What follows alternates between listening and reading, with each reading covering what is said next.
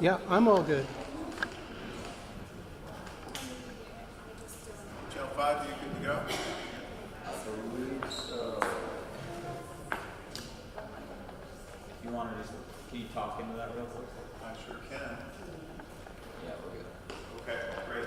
Well, welcome everybody. Thank you for coming to our town hall on clean water. I'm Chapin Spencer, Director of Public Works, and appreciate you getting through the crowds for the Flynn Show tonight to come join us. I am joined today by Assistant Director Megan Moyer, who oversees our water and wastewater and stormwater division, and Mayor Weinberger, who's going to kick it off with a few remarks in a second. Just want to let folks know a few things. There will certainly be time for questions at the end. There are restrooms in the building. They are downstairs, however, so if you go out the door into the elevator and down one floor, it will be at the end of the hall. Megan handed out copies of the presentation. If you want to take one home with you, feel free to do so. Copies of this will be on the website after tonight. And I want to just thank the Public Works staff who are here in attendance. We have a number of great resources today. If you're a member of the DPW staff, could you raise your hand? Thank you for being here. So we will be here at the end. If there's any personal questions that you want to ask about water, wastewater, stormwater, we'll be happy. If you're uncomfortable in asking in a big forum, then we will spend time with you at the end of the presentation. With that, I'd like to invite Mayor Weinberger to come up and say a few words. Thanks, Mayor.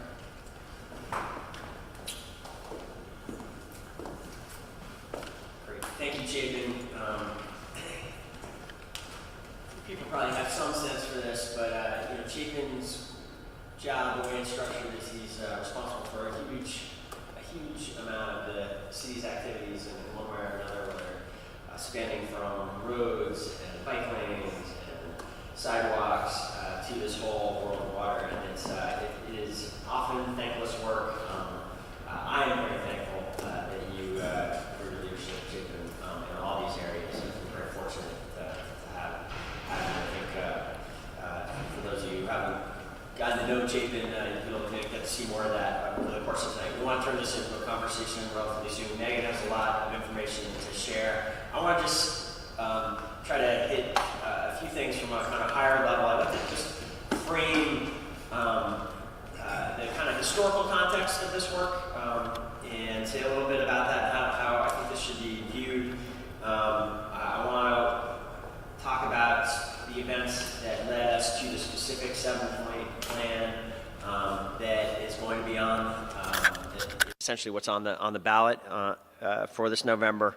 And I would like to talk a little bit about what we've done to keep this $30 million plan, which is certainly a big number, but to do $30 million of investment while keeping this affordable for Burlingtonians. So I'll start with the history. It's really actually this has been a challenging summer, I will say, for the three of us and for this whole water team. No one has enjoyed at all the unplanned discharges, and the series of things that went wrong this past summer were very frustrating and challenging for everyone who has responsibility here. One upside for me personally on this is I've developed a greater understanding of the history around this issue, and it really is quite an interesting history, and one that I hope people have in mind as they go out to vote on this and weigh in on this, make the decision on this.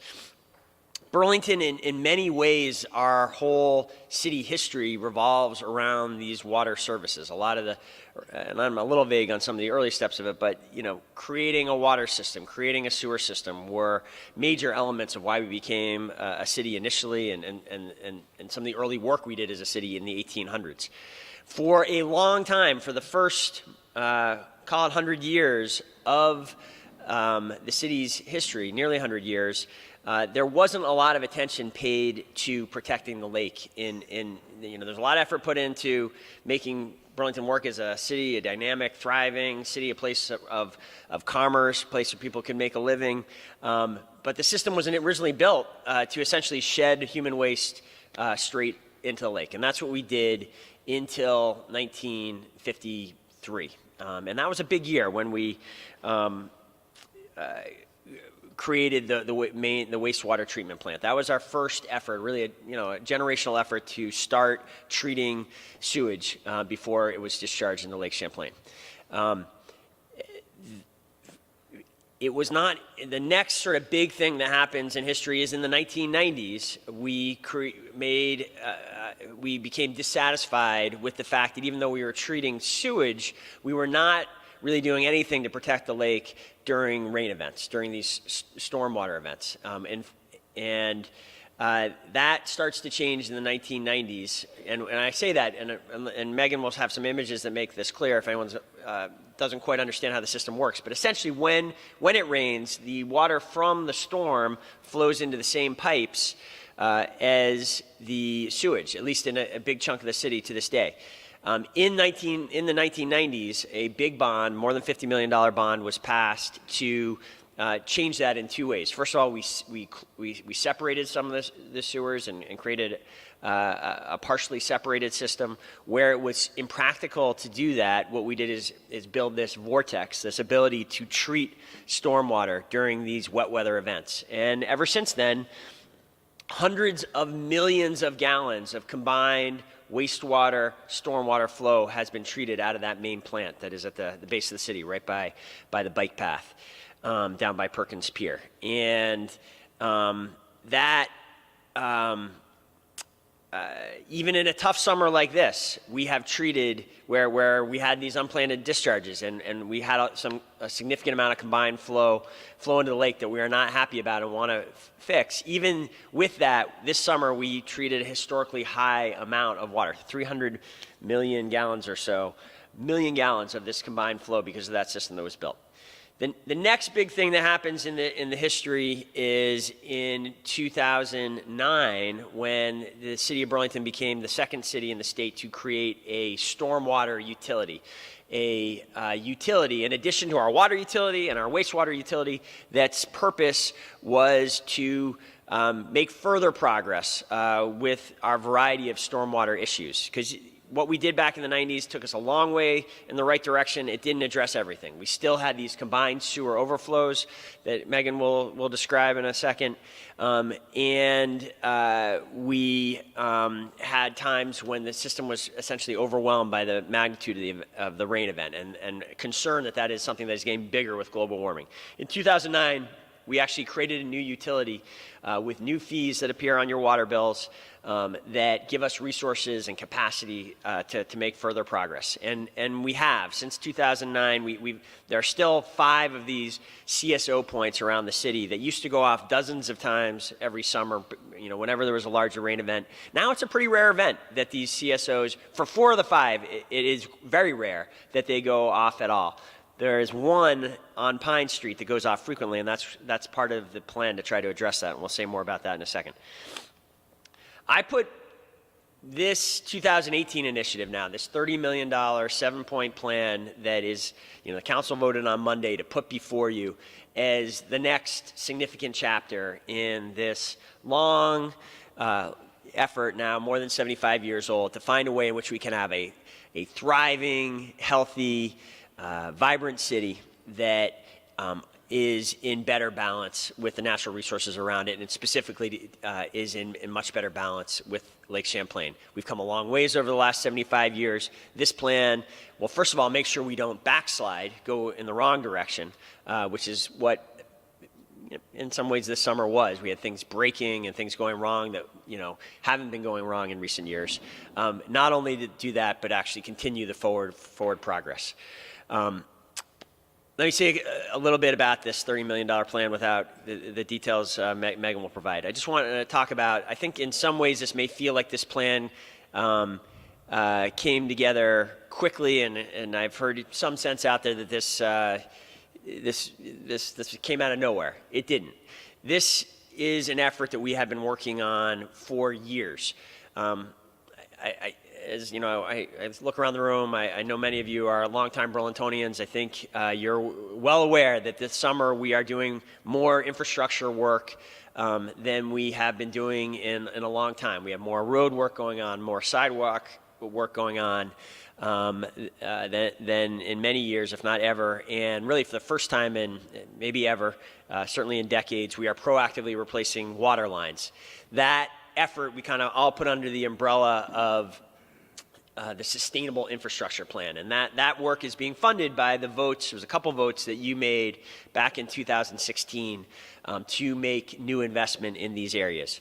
When we were developing those plans, that 2016 vote was a function of about 3 years of work leading up until that point, of a comprehensive infrastructure plan for the whole city. It was a plan that went through lots of public process, many different public bodies, and was at its heart was the result of a lot of professional work. We commissioned studies for each of these different asset areas that the city is responsible for.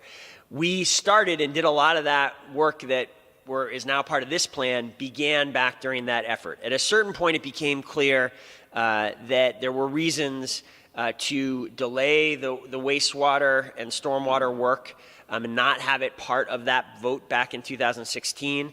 But a lot of the work, a lot of the professional work, behind some of this is this really interesting modeling work where Megan has led an effort to where we really know what all the pipes are underneath the streets, know their sizes, can do computer modeling and kind of animations and projections of how that system will respond in different events. You know, there's been all of that work factors into this plan as well. We had talked with the city council in the last 2 budget years about the need to come forward with this work relatively soon. We thought that was going to be next spring or maybe the spring after that. What has come together quickly is in response to the events of this summer, the unplanned discharges that took place this summer, we accelerated those plans. And we accelerated them first. We made an announcement that we were going to try to get this plan done by December 1st so that it could be on the town meeting day ballot. And as we got deeper into it and as some additional frustrating events took place, we made a decision to accelerate it still further so that it could be ready for this November ballot. That would not have happened. That final push would not have happened without really a ton of hard work by the people in the room who needed to pull all this together, do the final analysis, go back, check assumptions, check pricing, and work it up into something that we feel is comprehensive, is solid, and we'll see how this discussion goes tonight, but I think we'll hold up to scrutiny, and we'll get done what it needs to get done. It is a plan that really prioritizes the most sensitive, most high risk, most impactful parts of the system, as you'll hear more about in a second. But I do just want to pause there and make sure, the team at the back of the room, Megan and Chapin, have put in huge work, nights, weekends to get here, and I just want to say thank you again to the whole team for what you've done to give us the opportunity to have this conversation and hopefully make this community decision in the weeks ahead. Final thing I want to hit on is affordability. Again, this is a $30 million plan. That's by any measure a big number in a community of our size. In some sense, when you hear $30 million, know that we have worked to make the financial impact, to bring down the financial impact to a plan that is 40% smaller. Essentially, we have found cost mitigation strategies that will relieve the ratepayers. You will not see the full increase that a $30 million plan would otherwise have, and that is why we say with confidence that when all this work is done, about 5 years from now, 4 to 5 years from now, the difference between your water bill today, your total water bill today, versus the wastewater and stormwater bill, that part of your water bill in the future, those areas of the bill will go up. They will only go up by about $5, a little more than $5. The main way we have achieved that is by, first of all, taking a very significant amount, hundreds of thousands of dollars of existing revenues that flow to the stormwater and wastewater utilities and repurposing that for this this debt service on this long-term plan, this 20-year plan, 20-year bond. And then the other is that we are quite confident we will succeed at securing some sub-market rate financing that will further bring down the cost. We're hoping we're going to do even better than this. There is a long list in the plan of additional cost mitigation measures that we're going to pursue, additional federal grants, possibly changes in other areas of city finance that could actually mean that the bill never goes up that full $5.36. We've tried to be conservative in the way we've projected that, but we are going to continue. We hope to beat expectations in that respect. All right, I think that's what I was hoping to say. Next, I'll hand this over to Megan to get into some of the details, and then we'll go to your questions. Thanks, Mayor. And we're going to get into a lot of the details.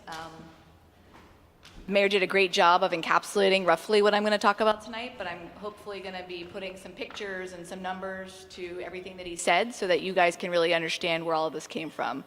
So we're going to take a quick look at just the overview of the bond proposal, look at that trajectory of water quality progress that Burlington really should be proud about, even if we aren't proud at all about this summer. Talk about the specific issues around what happened this summer and what some of the root causes are so that you can understand how those played into the current plan that we have. We'll dive a little deeper into the bond proposal and the highlights of what we're looking to stabilize and modernize, and then talk a little bit about that rate impact and affordability strategies. For those of you who've come in a little late, if you'd like a hard copy of the presentation, we do have some available. It will also be online. Afterwards, if there's folks who don't really feel comfortable asking a question, I will say now there are no dumb questions. We are here to talk about your system, to educate you about your system, and hopefully help you guys become stewards of this information in your own communities. The more everybody knows, the better we're all going to be when we go to the polls and when we flush the toilet, use our water, use any part of the system. So tonight I'm going to talk to you about how this $30 million bond proposal essentially gets us back on track with continuing our citywide legacy of natural resource protection by stabilizing and modernizing our aging, every single day, older and older infrastructure. You'll learn how, even though, as the mayor said, it seems sudden, like this came out of nowhere, this is based on multiple years of work that I have done and my team has done. And I want to reiterate the thanks. Not everybody has a gray shirt on, but most people have a gray shirt on back there. Those are the folks who, after the presentation, if you do have questions, please pull one of them aside and you can have a one-on-one, get all of your questions you ever wanted to know, maybe, about the water system answered.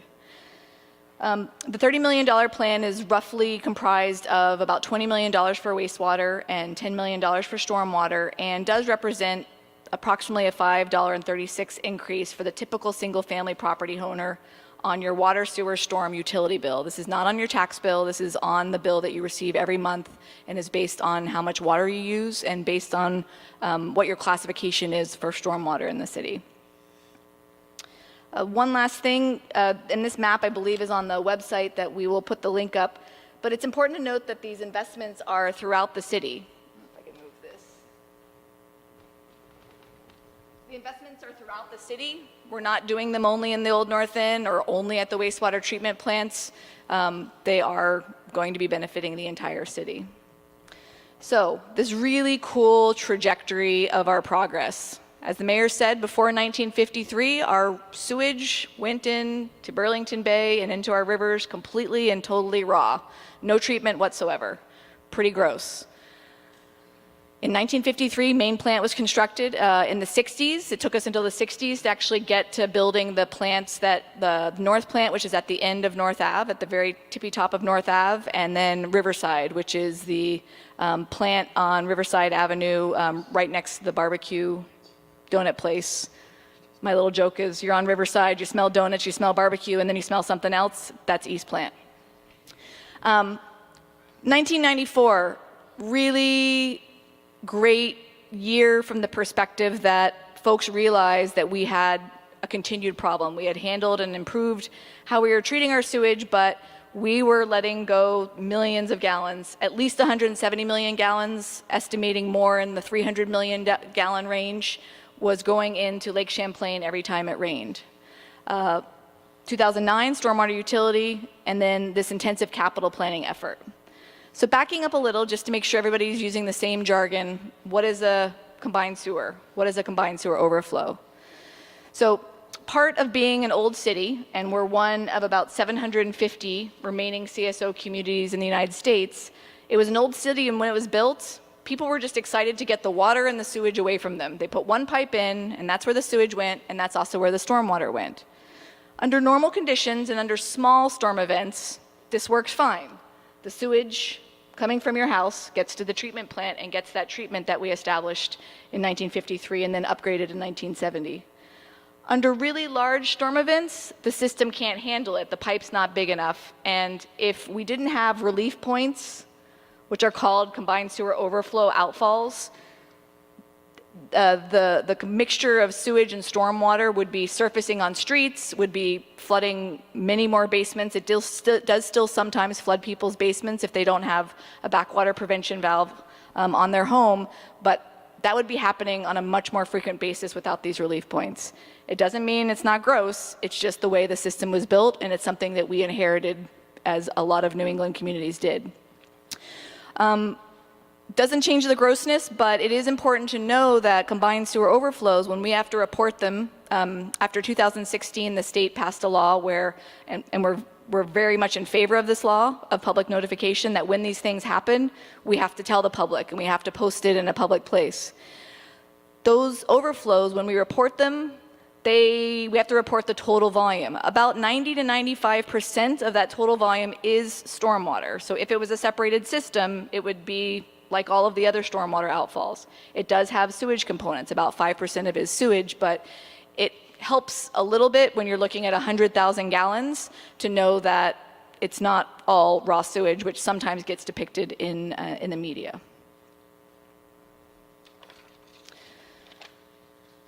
So as we've said, prior to 1994, there were about 11 plus or minus CSO points, these outfalls. Most notably at the bottom of Maple and College, and then a really big one right where Main Plant is today.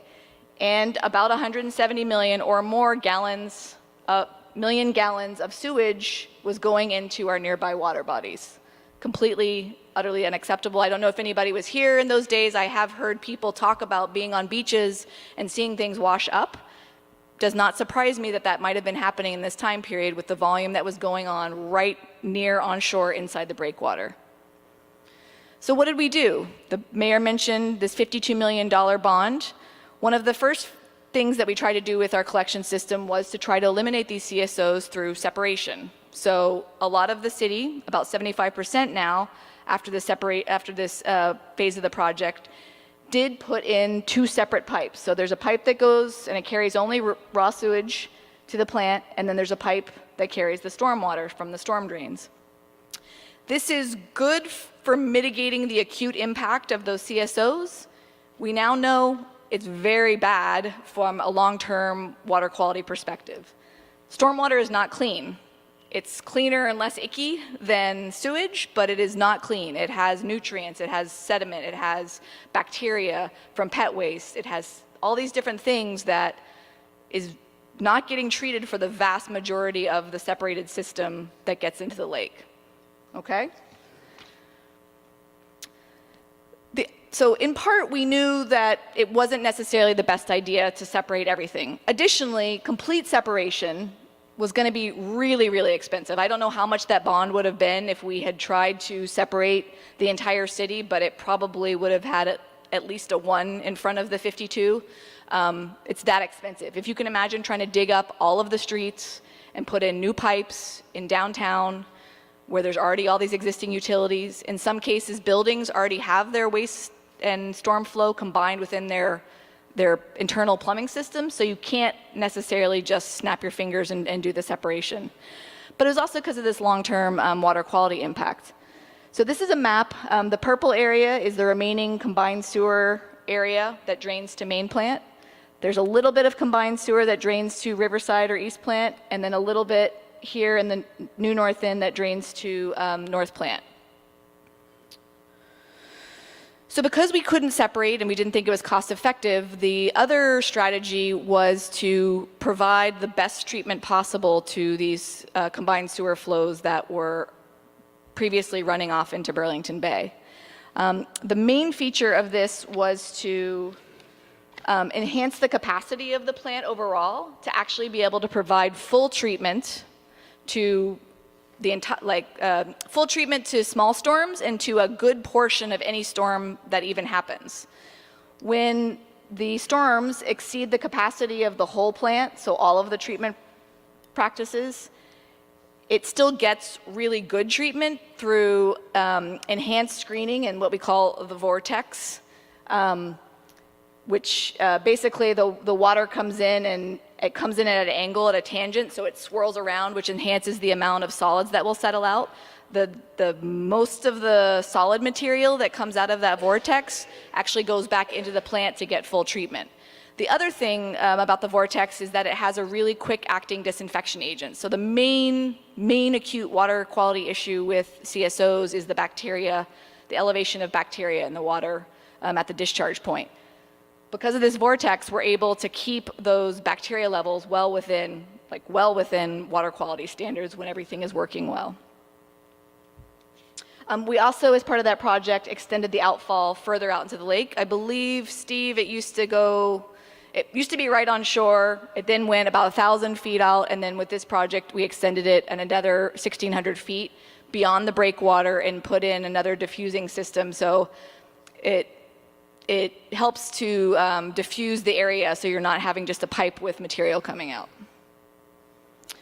We do, after that project, still have those 5 CSO locations. There's the Pine Barge Canal CSO, the 2 Manhattans, Colchester Ave, and then Gazo CSO up there in the north. Before 2009 and the stormwater utility, where we started working on these again, the Manhattans and Gazo went off quite frequently and at much higher volumes than we see today.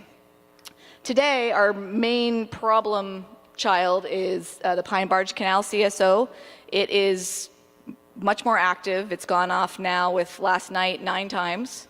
All in these intense rainstorms that we've been getting. Even though it's been a dry-ish year, when we have gotten rain, it's come all at once over like 30-minute periods. That's the type of thing that makes these CSOs go off. And this one in particular, it discharges into the southern end of the Superfund site, the Pine Barge Canal Superfund site, and travels about 2,100 feet before it enters Lake Champlain. 2009, that's when I got to join the city, so I really liked that year.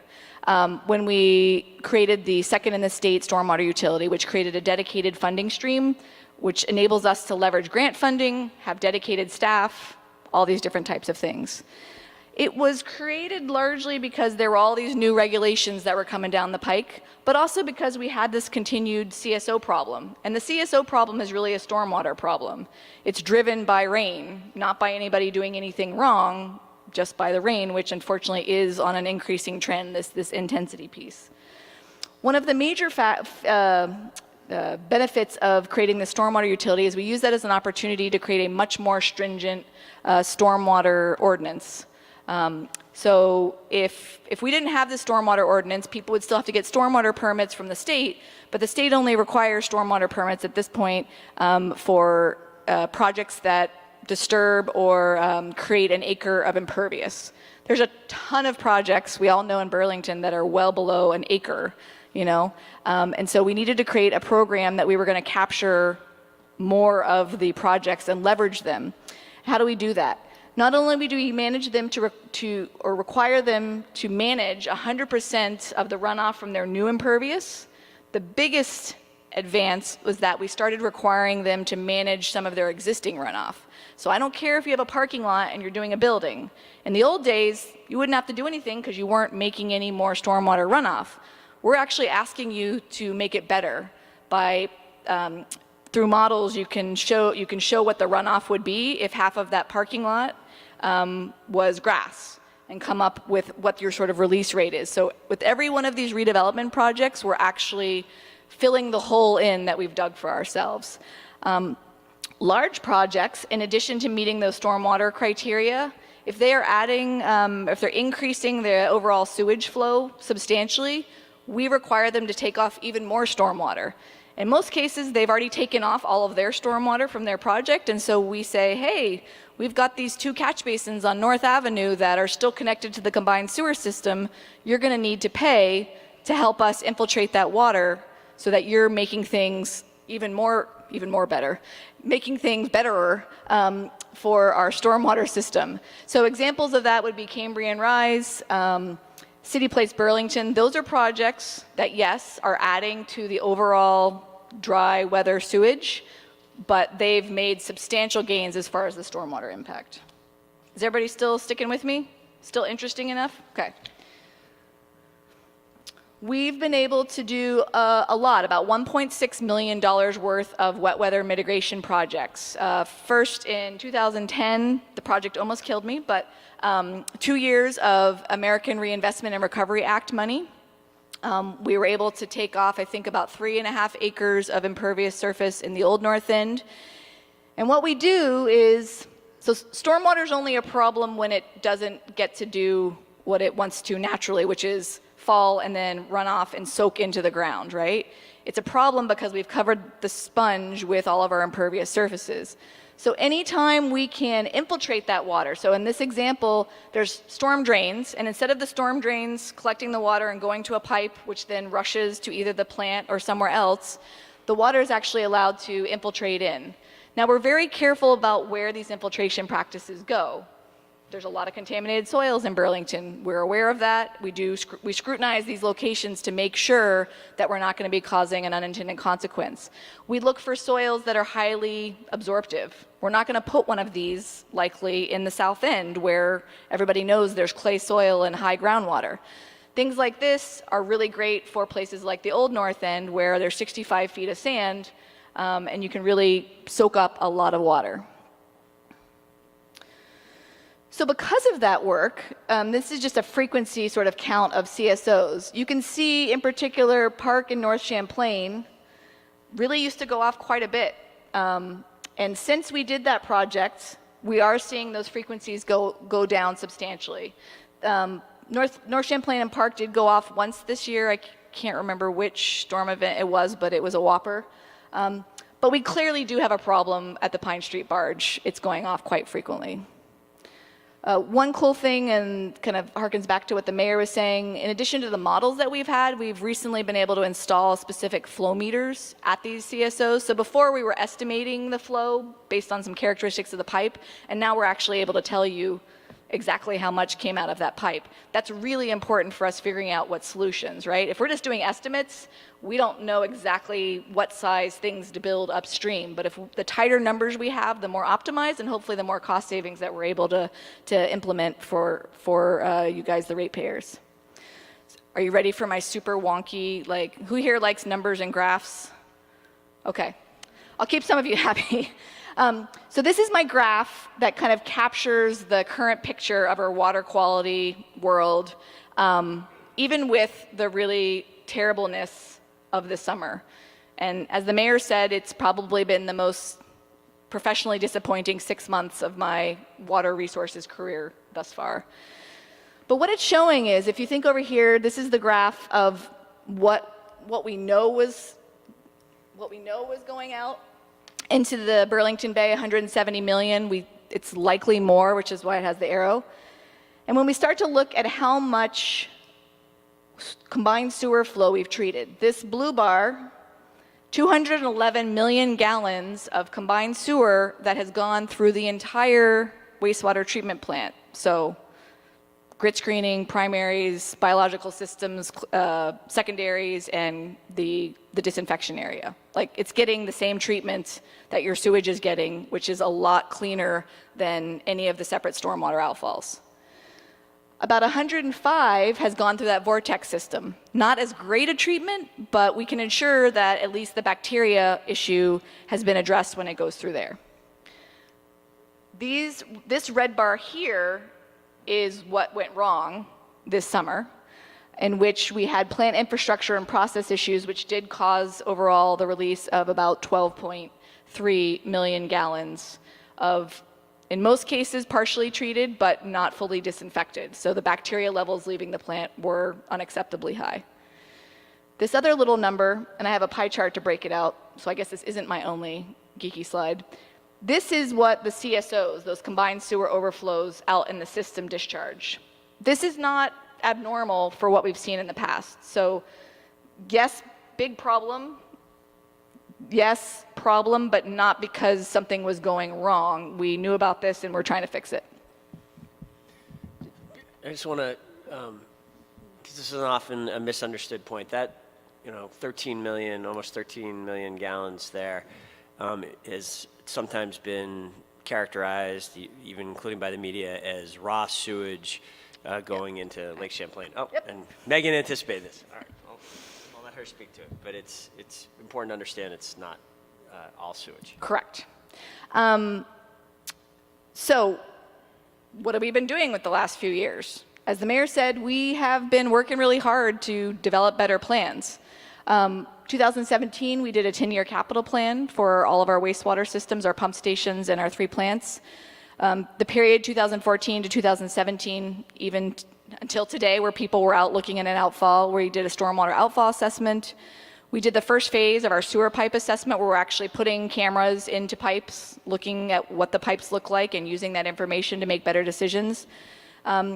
We've shifted our thinking from, oh crap, it's about to break, let's fix it, to a risk-based capital planning where we look at not just the likelihood of failure, but the consequence of failure. Certain things can break and it's okay. Certain things can't break, and if they do, bad things happen like happened this year.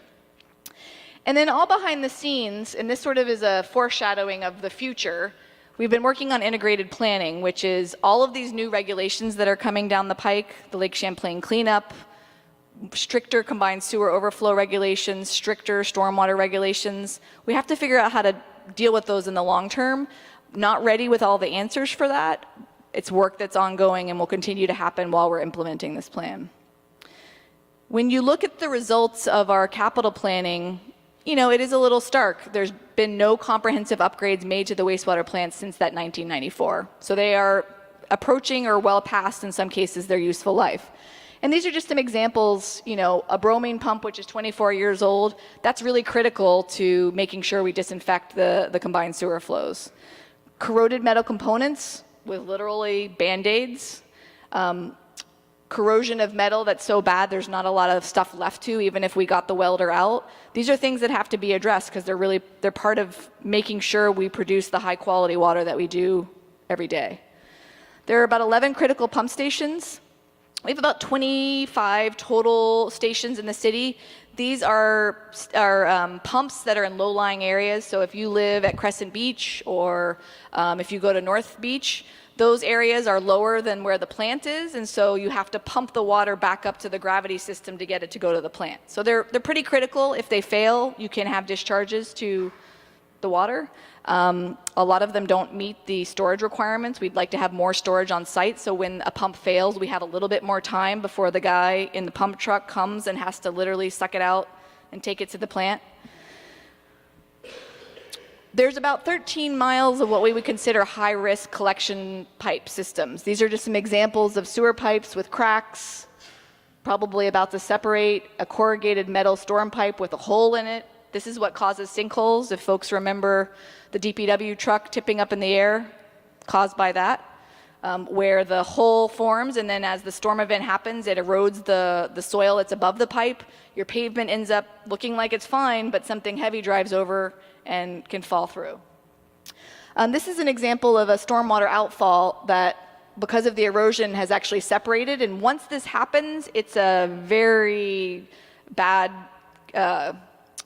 cascade process. Now, every time when it rains, this hole, this ravine gets worse and worse and worse, which causes more pieces of the pipe to break off. It's not a good situation.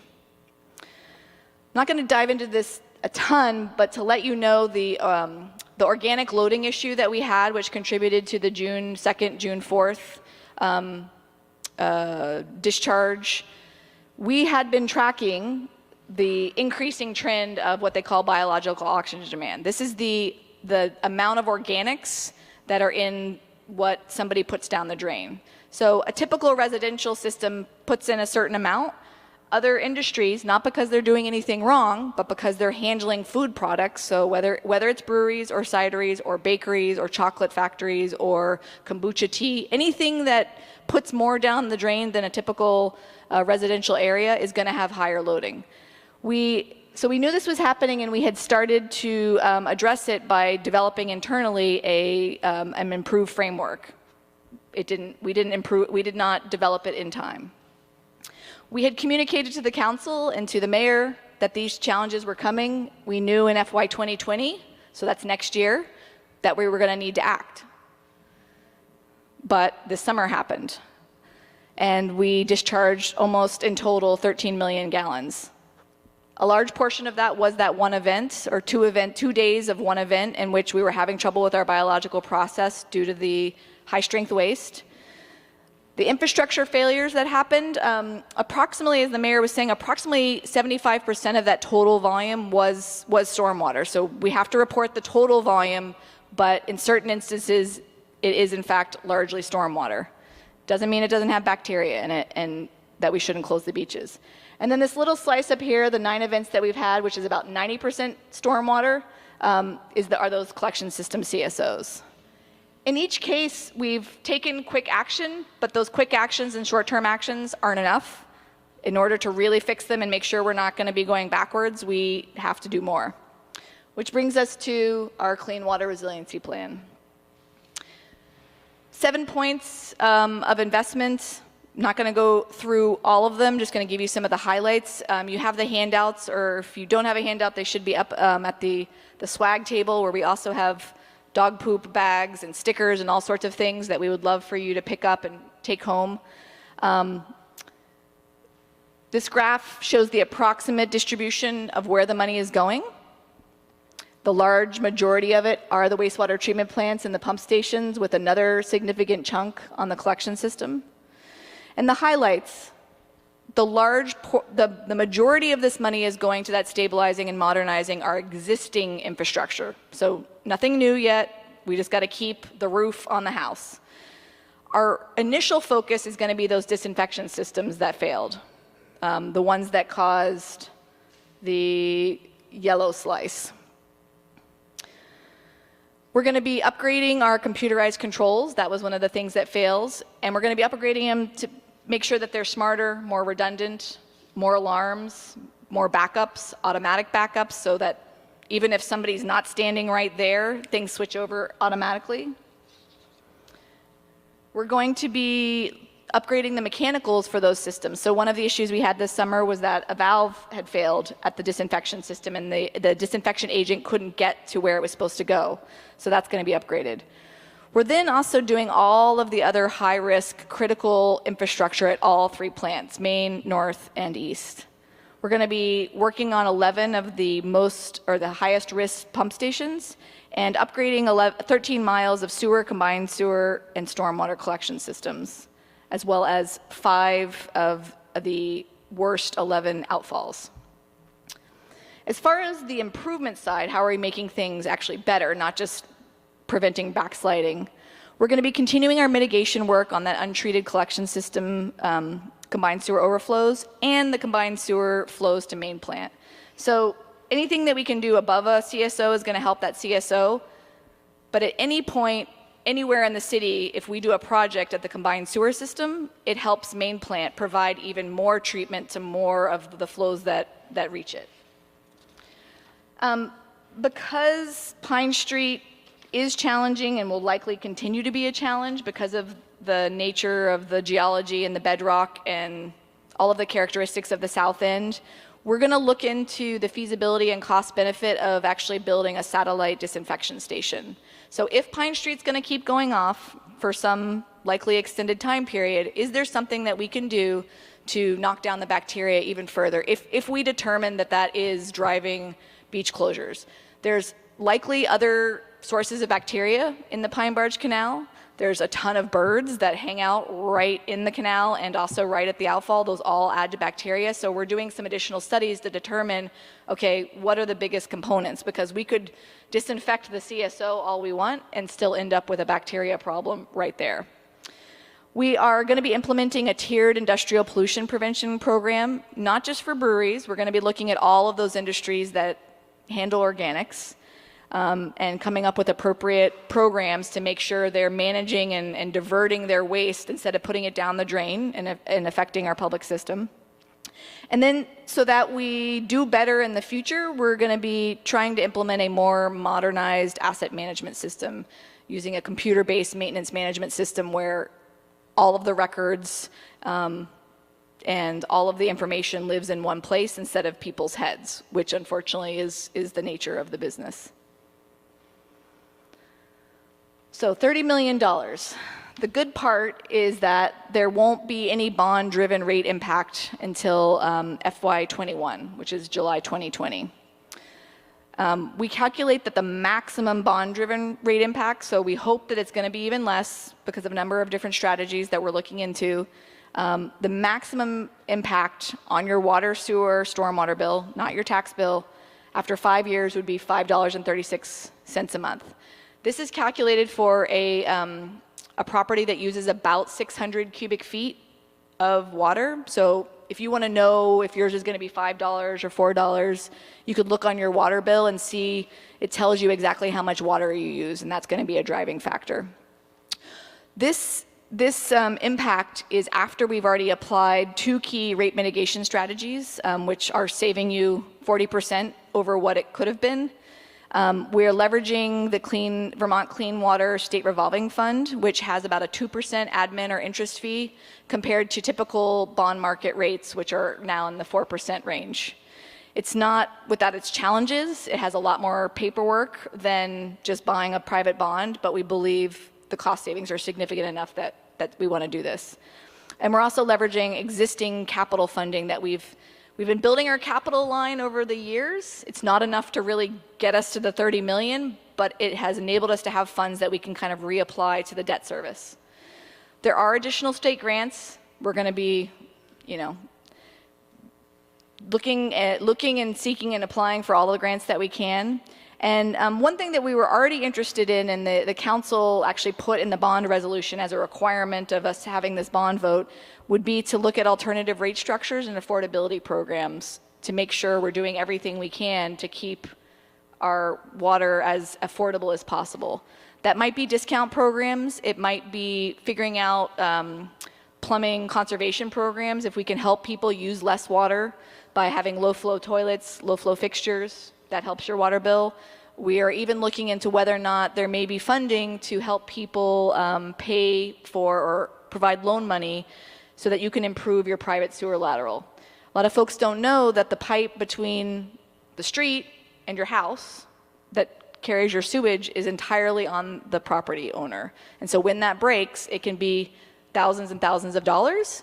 And we want to figure out a way that we can hopefully bring that cost down through helping folks understand more about their pipe, maybe aggregating contractors, things like that. When this bond and the work is implemented, the benefits, minimizing permit violations. I can't say that we will never, ever, ever have a permit violation ever, but we're working to minimize it so that what happened this summer is something that only happens once in a blue moon. We're going to be upgrading those disinfection systems at all 3 plants, major rehabilitation of all other critical, so high likelihood of failure, high consequence of failure clean water systems, and we're going to be implementing more green infrastructure and stormwater runoff reductions in both the combined sewer system and the separate system. To be transparent, and I had foreshadowed this, beyond 2022, we still have work to do. We have to figure out how we're going to actually reduce even further our phosphorus inputs from our plants, from our stormwater systems, from our roadways. So we are actively looking at phosphorus upgrades at the wastewater treatment plants, full build out of combined sewer projects. How do we get it so those don't go off except once in a blue moon? Looking at other separate stormwater runoff management strategies, enhanced street sweeping, leaf collection programs, downspout disconnection programs. And then, we're continuing our capital planning, and we're probably going to have additional investments that are needed for the next round of critical infrastructure. I want to stress that drinking water is not included in this bond proposal. You did vote for that in 2016, and we've been actively replacing pipes. There are more pipes that need to be replaced. There's our high tanks, the tank that's at UVM and at Redstone need investment. And we also need to make sure that our water plant, which is running really well, and we've been investing in it incrementally, we need to make sure that remains stable. Lastly, just a couple of answers to some common questions. There has been clear progress in reducing our footprint on the lake over time. This summer is a terrible, terrible blemish, but we can get back on track. We still have over 1 million gallons of sewage processing capacity at our plants. So the issue is not the connecting of toilets and sinks. The issue is stormwater. And to the extent that with all of these developments, which I know people are concerned about from the sewage processing standpoint, can help us reduce our stormwater, we leverage private dollars to help us with our stormwater problem, we're really making things better. The collection system CSOs, they're caused by intense rainstorms, not by a mistake, not by a valve, not by something that somebody did. And those CSO volumes, those untreated CSO volumes, are typically more than 90% comprised of stormwater. And lastly, and we can dive into this a little bit more, the unpermitted discharges that we had in the CSOs, they're not a key driver of cyanobacteria, the algae blooms. Those are driven by phosphorus. The major issues with our releases this year are bacteria issues. The wastewater treatment plant does release some phosphorus, but wastewater treatment plants as a whole, all in Vermont, only represent 3% of the total phosphorus load. Phosphorus is a every sector, every person problem. It's a urban system with stormwater runoff. It's farms, it's anything that discharges phosphorus, and those are largely driven by large rainstorms throughout the watershed. And with that, we wanted to draw our attention to, it's under construction and gets better every day or every 5 minutes with our incredible public information manager, Robert Goulding. Also wanted to announce, we've been talking about this for a while. For the next 2 months, every third Thursday of the month, we're going to have open house tours at Maine Wastewater. The best way for you to understand the system and see what we're up against is to come visit us. We'll probably take a break in the winter time and then pick it back up in the spring, but it's something we want to continue in the long term. Thank you for listening. Thank you, Megan, for that great presentation. We'll also be, for folks who may not have been able to come tonight, you can tell them that we will be taking a tour of all the NPAs this coming month as well. So the neighborhood planning assemblies are other avenues to learn more about the Clean Water Resiliency Plan. Anybody who has questions, please come on up to the mic. We have mics so that we can capture it on CCTV and so everybody can hear. Come on up. Thanks. Hi, my name is Fifi Kaplan. I am a new citizen of Burlington. Very happy, but also, first of all, I want to say I commend you for the acceleration of this bond. This is so important. As you can well imagine, I was flabbergasted about what happened this past summer. But what I'd like to speak with you about is something you touched upon, but did not really utilize it as a major component of how to deal with stormwater. First of all, Burlington is a growing metropolis, and it's been so for a long time. In the last 10 years, I've been living out of Vermont around the world. And believe it or not, I've lived in tropical places where they are running out of water. climate change is part of it, but it really has to do with the concretization of the world. And aquifers not being allowed to be recharged. So I did see that there is a new regulation that you were saying for projects. For example, you used of a parking lot perhaps not being all used with macadam and doing that way. But you also showed a picture of taking up surfaces that were impervious. And one of the places I suggest that we be innovative in a very low-tech way. Now, I'm not an expert on this, but as I said, I've traveled the world. In Japan, which is gets very cold and frost in the winter, so many of their surfaces are some kind of upcycled rubber, tire, something. So the water goes through it, but I mean, you can walk for miles and miles and not feel it on your feet. And the water is, again, recharging. So I am asking you that when you think of these regulations for these new developers, that they start looking at innovation. But, you know, of course, they're going to scream about the cost, because cement, face it, it's cheap and it's available. But there are so many other ways, and we are in the state of Vermont, which prides itself on innovation for the environment.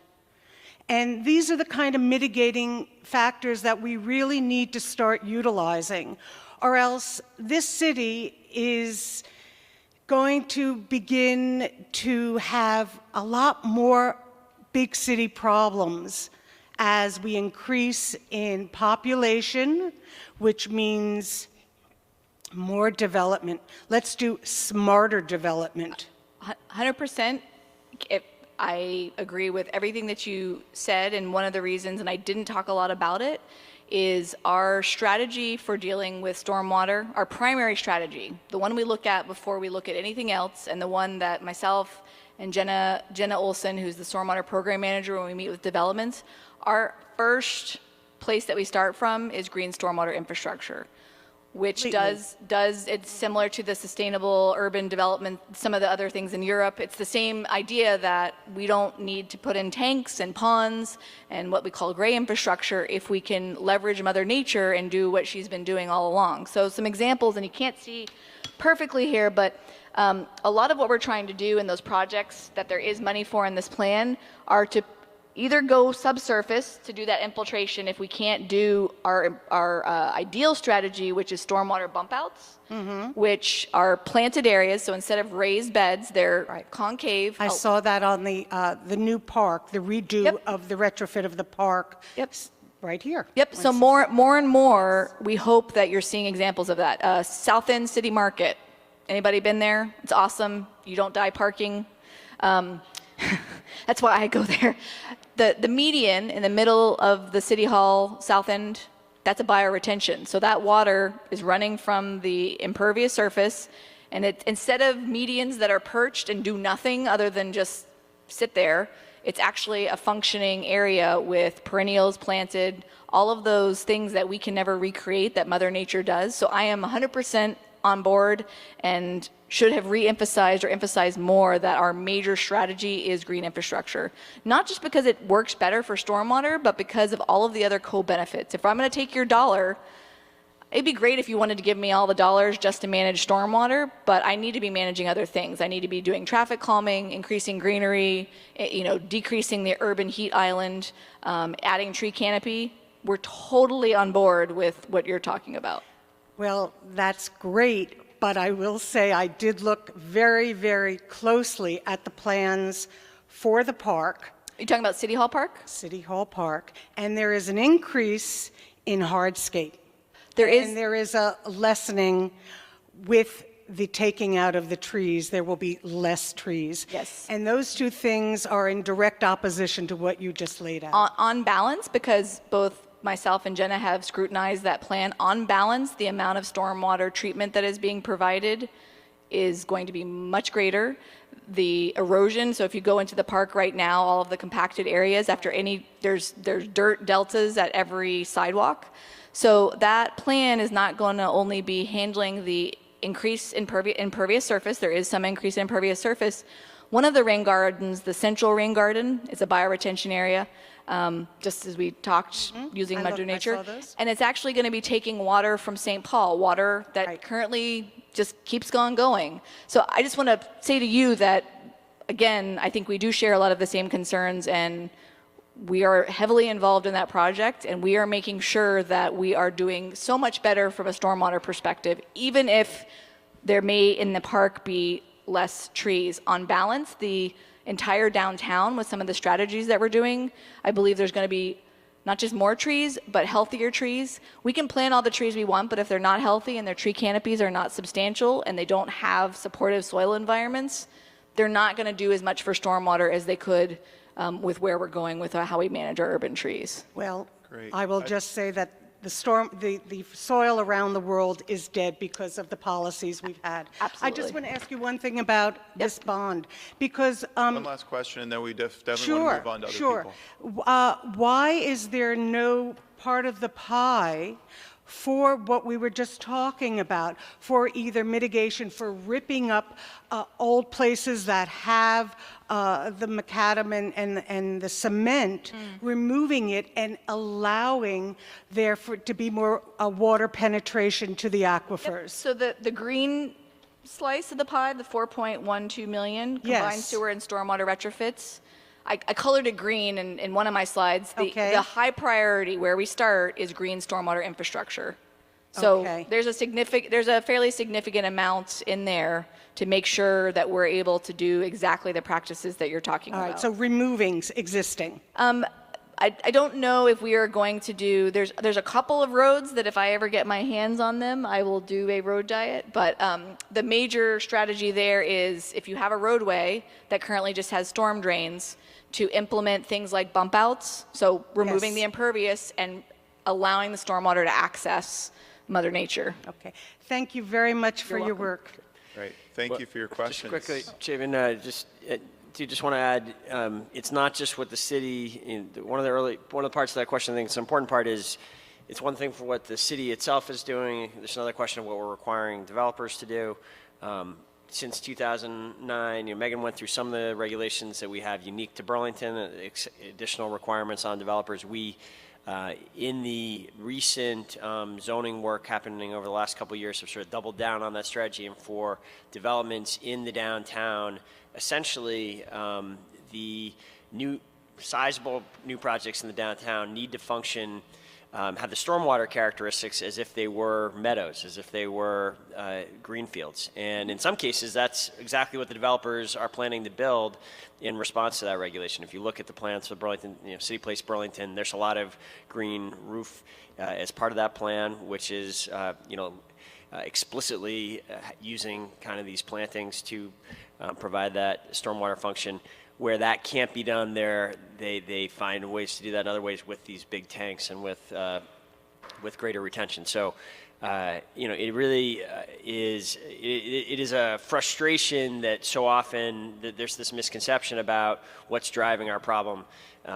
Megan hit on it several times in that last slide, but our main problem is stormwater, and the solution, one of these solutions for our stormwater problem is new development. It is one of the things that helps us move in the right direction, and we're trying to maximize that opportunity.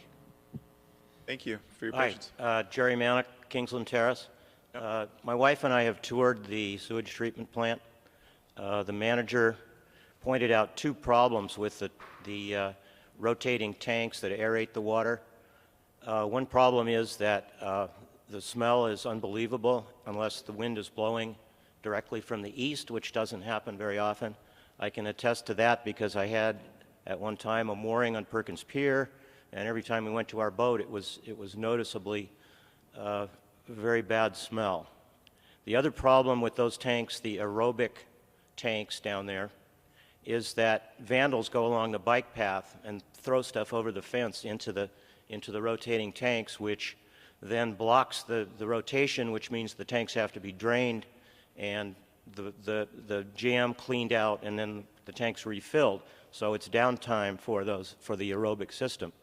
The city of Rockland, Maine, which I'm very familiar with, has a plant, sewage treatment plant, approximately the same size as ours. It's one block off the main street. There's absolutely no smell, and that's because it's an anaerobic tank. In other words, has a roof on it and isn't open to the air. So my question basically is, does your bond plan include plans to convert our plant from an aerobic system to an anaerobic system?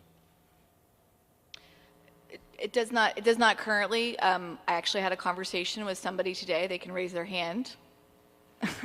about the feasibility, or at least running the analysis on covering our primaries. I believe that's what you were referring to, for the odor mitigation and also to protect against some vandalism.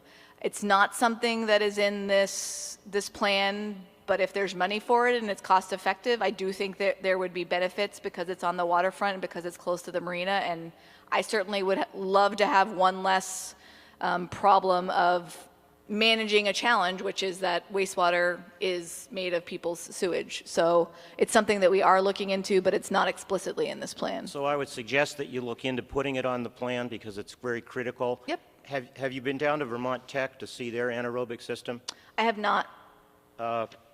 October 8th, 2013, I wrote to Moreau with this invitation from Vermont Tech to come down and see their system as it was being constructed. Is it a digester or a wastewater treatment It's an plant? anaerobic treatment system, digester, yes. Okay, so a digester is a component of wastewater treatment. That is something that we are looking at to manage our biosolids. To my knowledge, and I don't know if one of my people in the gray shirts wants to chime in, I'm not sure that we could replace our primaries with an anaerobic digester. It's not, doesn't quite work that way. I believe they have a digester for other reasons, but I would love if you can leave that with me to make sure that I'm speaking from an informed place. I push our folks, and they will attest to this, to attend every webinar and every conference and workshop. So I would love to get an eye on that, and we can always contact them and make sure that we're not missing something. I'm sure it's running up to full capacity now because this was 5 years ago. Okay. Thank you. Thank you. Great. Thank you very much. Thank you. Hi, Andy Barker. I live in the South End. Thanks for the presentation. It was great. Appreciate all the good work and foresight about what we need to invest in the city. So I'm really just looking for a little bit of context.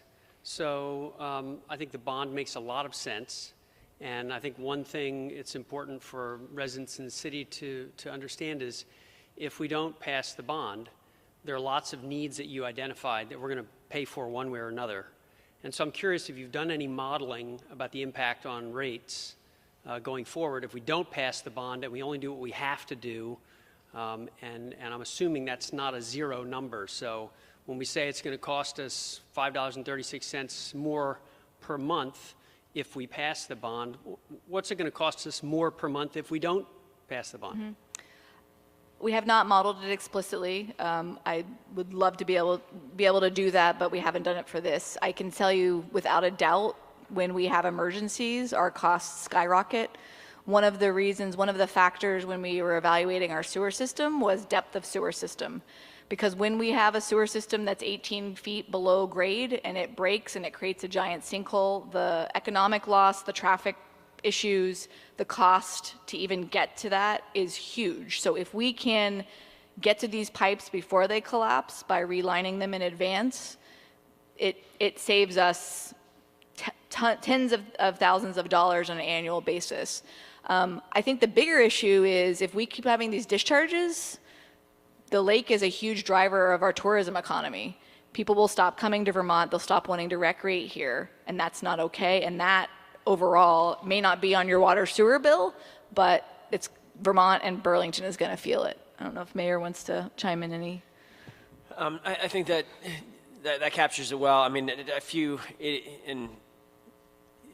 when Megan says we have a model, I mean, it's a challenging thing to try to model exactly, which is why it hasn't done. But it is very clear that there's substantial costs avoided by these kind of investments. If we don't make these kind of investments, that we end up spending more. There's potential of fines that we would owe to the state for permit violations. There is yes, when there's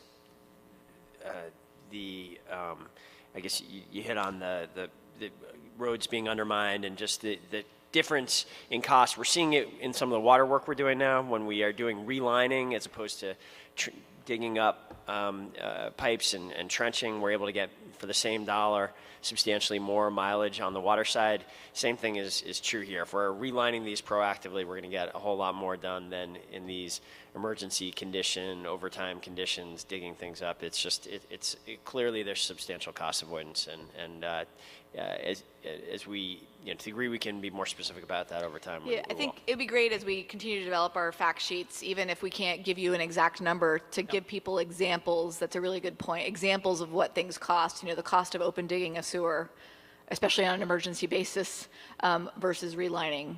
It's a stark difference. Yeah, and just so one really quick follow-up. Can you give me a sense for the order of magnitude of the potential fines that we would be liable for from the state, or I don't know, are there fines at the federal level as well? That may help me. Yeah, I don't, Steve, we did have a fine at some point. I don't know what the magnitude is when it first comes in, 70 million, sorry, not 70 million, 70,000.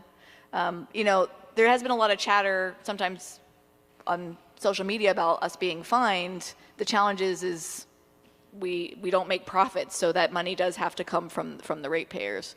So the state has been investigating the issues this year. We have not heard back as to whether or not we are going to be receiving fines. I hope that we don't, or if we do, that the evidence of all of the good work that we're doing and heading in the right direction will somehow play into that, but that's out of my hands. Great. Well, again, thanks for the presentation, Yeah. and I really hope that we pass the bond and we can make the kind of smart investments going forward that'll keep the lake clean and keep our costs down. So Yes. thank you. Thank you. Thanks for the questions and comments. Good evening. Hi. My name is Aidan Saunders. I go to Champlain College and I live in the North End. I'm wondering how this project will, how long it will last, and when it might need to be updated, and if there's thought about as more people move to Burlington and the population grows, if an increase in sewage would affect this project going forward. Mm-hmm. Thank you. So currently the investments are planned over probably a 4 to 5 year time period. We are working right now on that logistical plan of when we actually think what will happen. The issue of, I think you said your second point was, will there be more needed? And the answer is yes. We don't know exactly when that next round of investments will come. The integrated planning effort that's combining our wastewater challenges with our stormwater challenges, that plan is due to be completed early 2020. Part of that plan is looking at the full build out and do we have enough dry weather capacity? And if we don't, what do we need to do about it? So that is being considered. I think with improvements in water conservation, it's interesting because even as we add more people, as more people have water conservation efficient appliances, sometimes that increase in flow isn't as great as it would be, and that's one of the reasons why we're interested in it. It hurts us on the drinking water side. We'll have to figure out how to make up that money, but the overall benefits of maybe reducing the overall flows to the wastewater plant and making sure that we retain capacity for growth. And then did you have, I think you had a third question. Yeah, capital planning is a constant ongoing process. So even at the minute we do a capital plan, we're continuing to revisit it with the new information that we get on any given week or day. So yes, it will be updated to make sure it's relevant to what the conditions are at any point. And then also, I think folks should be aware that there probably is something coming in the 2021, 2022, at least a conversation about what additional investments we need to make. Come on up. I have a lot of little random questions. Oh, I love those. Yeah, if I could decipher my own notes. And some of this you might have already addressed. Okay, the capacity issue you mentioned, there's 1 million gallons of capacity among the 3 plants. Is that excess capacity? That's total capacity? That is total remaining unallocated capacity. So our plant runs 3 million gallons, 3.5 million gallons a day. The plant is rated for 5.3 million gallons. This is just main plant, to be clear. Yes, sorry. We also, as projects come in, we write capacity letters. So if somebody has said they need a certain amount of capacity, that's sort of on our books. So when we talk about the 1 million gallons, I believe, Steve, it's 1 million of unallocated capacity. At Riverside is only running at about 50% capacity, so there's ample capacity there. And then North Plant, I think, is also 50%-ish capacity. Yeah, so those parts are less constrained. All right, that's comforting to know. The nth flush is the one you Just, have to I worry about that too, so. I mean, I've been here 25 years, but I used to live in a college town that had a stadium that held 105,000 people, and they had to size the whole plant for the halftime flush. Yes. And it was like, triple the amount that you would need on a regular Halftime flush is totally a day. thing. I don't know if Burlington has an analogous halftime What, Matt, flush. what do we peak at for halftime flush? Okay. We will get that tidbit out there. I guess so related to that is sort of like a peaking question. I know we just talked about a lot in the electricity utility world, but I'm just wondering, when it's not raining, are there certain times of day when the load on the plant is more, and are there scenarios where like high volume dischargers could be encouraged to discharge in the middle of the night when the rest of us are not flushing our... That is exactly one of the things that we would be looking at and are looking at as part of our industrial program. Not just when you send us the stuff, but can you send it to us in a more consistent stream at a better time? So part of the problem is it just all comes to us at once in slug loads, right? That's a lot for the bugs to handle. The bugs the biological system gets used to a certain level of nutrients, and then all of a sudden people are throwing pizzas at their face and they can't keep up. And that's sort of what happens when we get these slug loads. So totally part of where we want to go with the program. And what we're talking about right now, even before we have an official program, we've been collaborating a lot with the breweries and the cideries. They know we have a problem. They're invested in the lake. And so even before we have the piece of paper that says exactly what they need to do, they're getting on board as quickly as possible.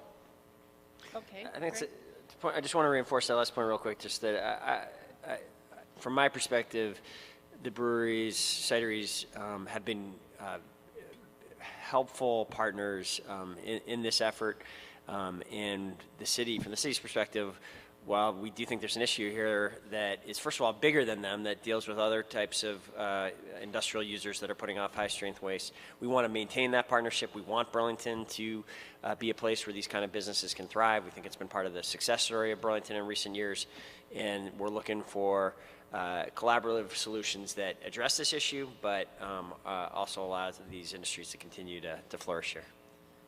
Okay, a few more random questions. Yay. Let's see, where are we at? Sorry. A funding question, because you mentioned over the years the city's been adding to a capital renewal fund. Like how much? Obviously, it's not enough.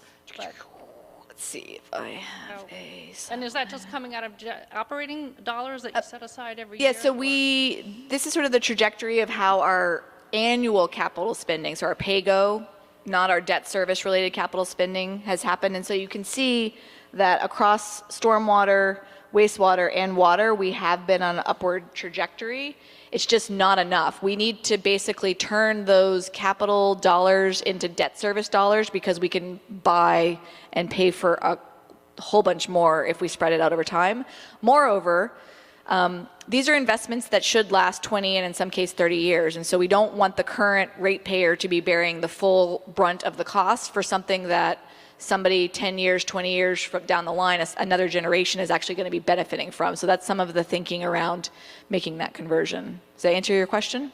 And maybe if there's one other question, our staff's going to be here afterwards too Yes. for one-on-one Okay. talks as well. All right, well, I was going to ask 'cause there's something some about predictive model. Like, okay, when you know there's a major storm event coming, are there things that either the city does to prepare or that Yep. we as residents who contribute to the flow, that we can do? You Yep. know, like predictive modeling where you can, We don't currently have predictive modeling. We will be able to once we have a more fully calibrated H&H model, a hydraulic and hydrologic model, so we know what size or type of storm is going to produce a CSO. The problem is from my standpoint, the weather data is still very, it's not refined enough. A lot of our issues, it's not you're going to get a 2-inch rainstorm. We can handle that. It's the cloudburst where a thunderstorm pops up and dumps on us and we don't even have any warning. That being said, we do have on-call staffing and we have always had on-call staffing. And staff are called in, there's an alarm when certain things are happening at the plant to let them know a storm event is happening to get there.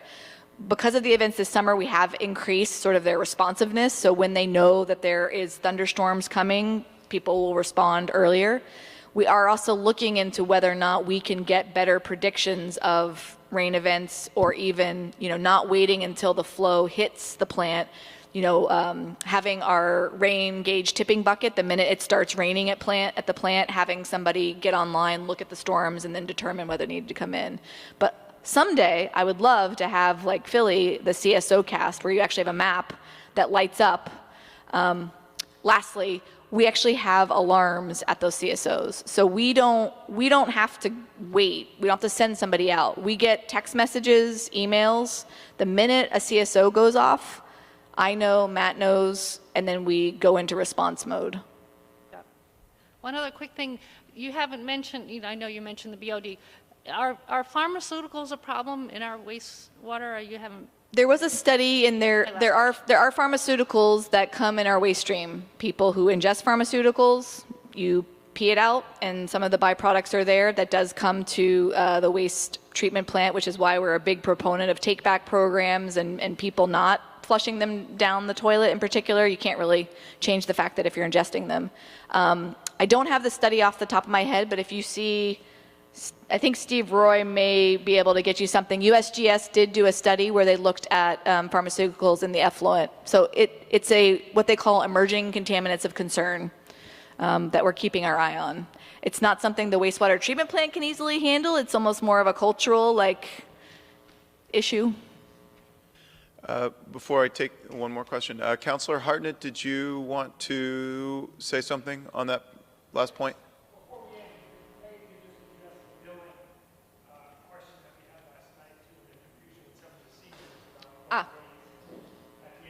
Okay. Okay, at the end I'll definitely talk about We'd that. be happy to do that, and we'll try to take a few more questions and end at 7:30. We told you we'd end it then, and then we're available for any questions. I'll stay until 11 o'clock if you guys want to Joy talk more about Cohn, this. I live in the Old North End. I just have 3 really quick questions. Does Okay. UVM and Champlain College have to also follow the same regulations as far as building and pervious ground cover? They do. They have to go through the zoning office, and we review stormwater management plans. When they do anything, they have to talk to us, even to the point of if they're doing a drainage efficiency project. So there was like a basement project that they were going to be capturing the water that was currently going into their basement and tying into our combined sewer system. They weren't even building any impervious, and we had them put in a storage tank because we didn't want to accept any additional flow. Okay, thanks. Also, I'm concerned about the barge canal and not the bacteria, but the EPA contaminants, the toxic contaminants. Is that an issue that's going to be addressed by this as well?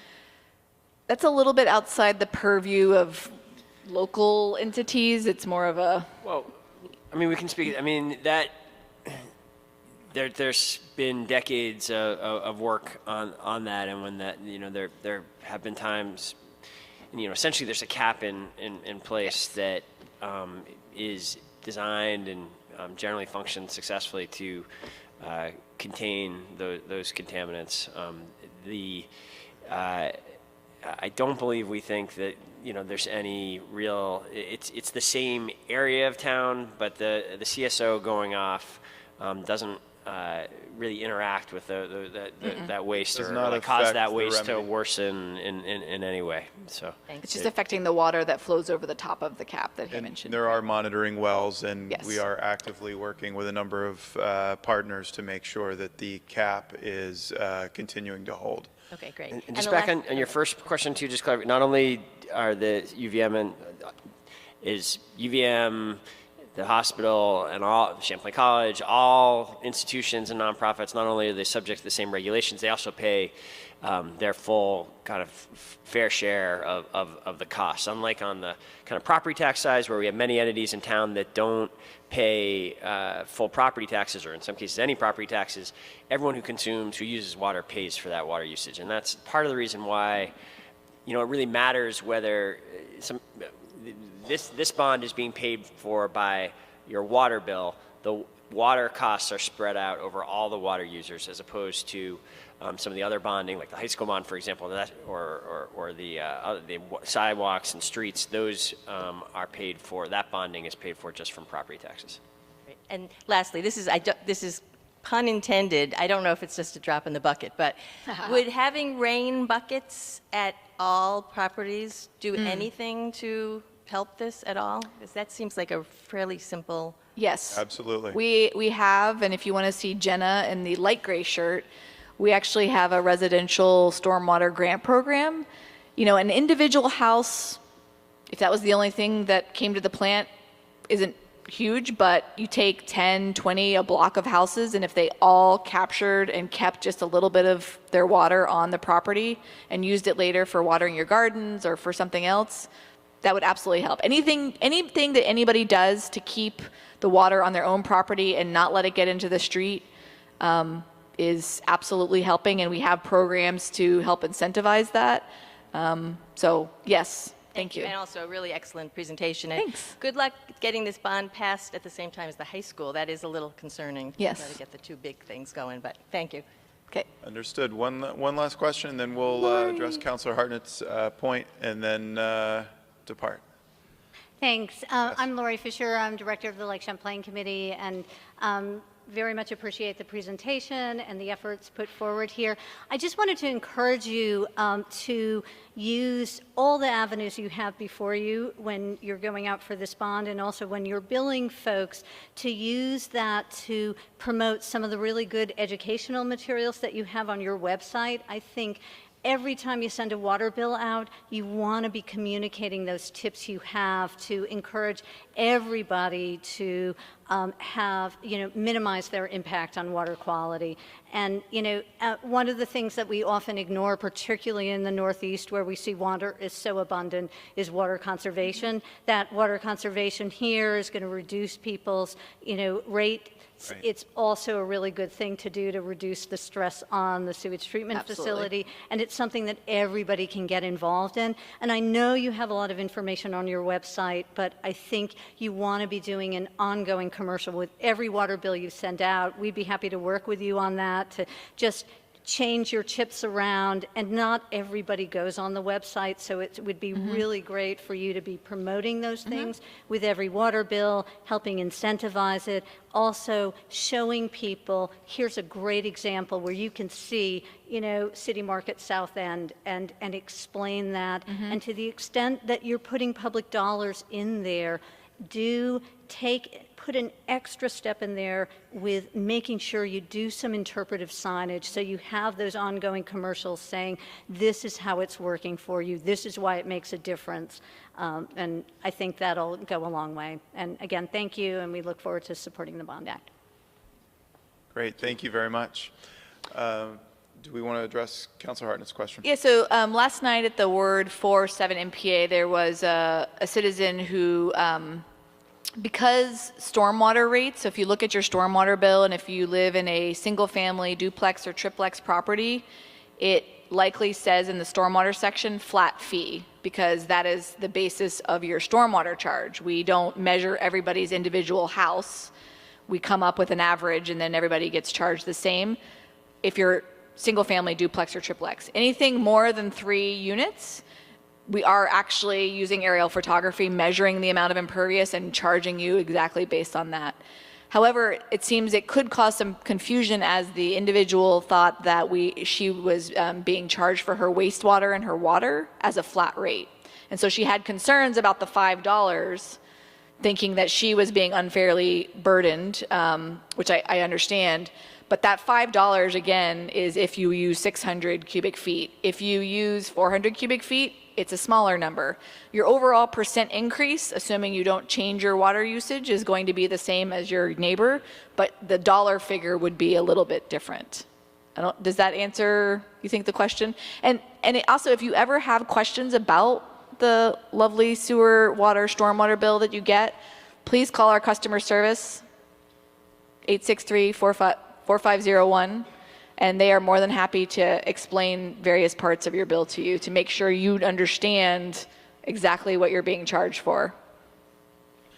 Thank you all for coming tonight. I want to thank the city councilors who have been engaged in this process. I see Councilor Paul, Councilor Hartnett, Councilor Busher here tonight. Thank you very much. There's the NPA tours coming up. The website is a resource. Our wastewater treatment plant tours.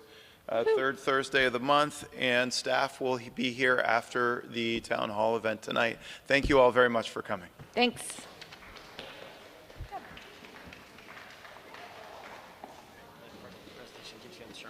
And I just don't know how to make it shorter for you. This is my own thing. Hard to I'd have to cut out the history stuff.